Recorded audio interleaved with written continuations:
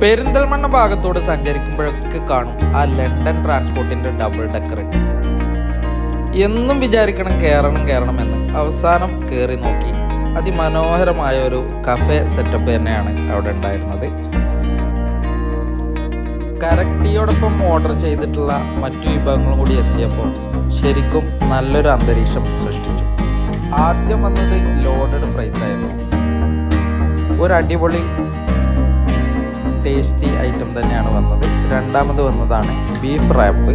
ഇതും കിടിലൻ തന്നെയായിരുന്നു.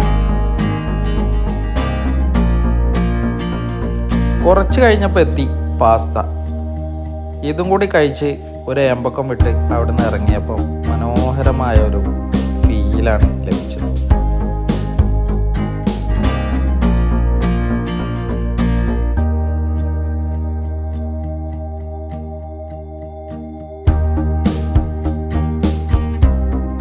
ഈ വീഡിയോ ഇഷ്ടപ്പെട്ടാൽ ഒരു ലൈക്കും ഒരു ഷെയറും തന്ന് സഹകരിക്കണമെന്ന് അഭ്യർത്ഥിക്കുന്നു. Thank you.